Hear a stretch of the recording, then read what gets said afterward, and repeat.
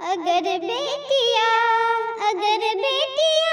पराई न होती, अगर बेटियाँ पराई न होती, यूं मेरे घर से उनकी विदाई न होती।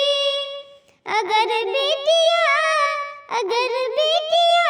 पराई न होती, यूं मेरे घर से उनकी विदाई न होती। रस्म बेबसी की बनाई न होती, दिलो जान से जुदाई न होती, दिलो जान से जुदाई न होती। रस्म बेबसी की मनाई न होती, दिलो जान से जुदाई न होती।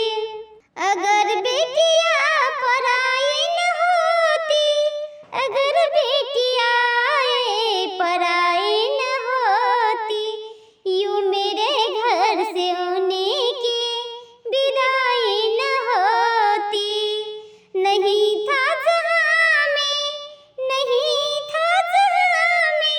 तेरे जैसा कोई मेरे जिंदगी में, नहीं था जहाँ में तेरे जैसा कोई मेरे जिंदगी में।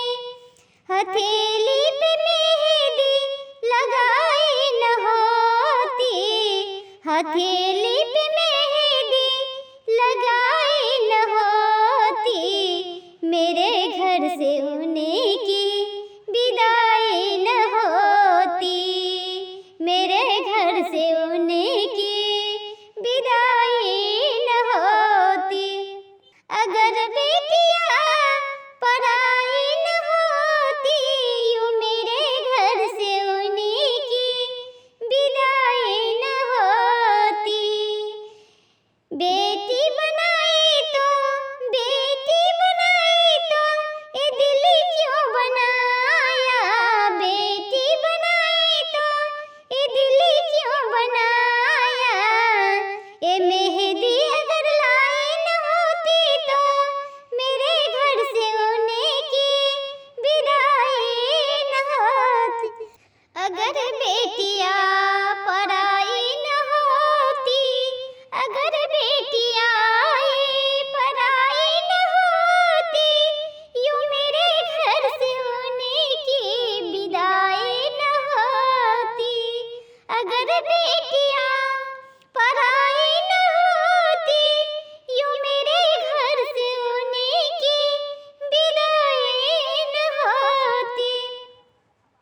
कहारों ने डोली उठाई न होती, मेरे घर से उनकी विदाई न होती। कहारों ने डोली उठाई न होती, मेरे घर से उनकी विदाई न होती। अगर बेटियाँ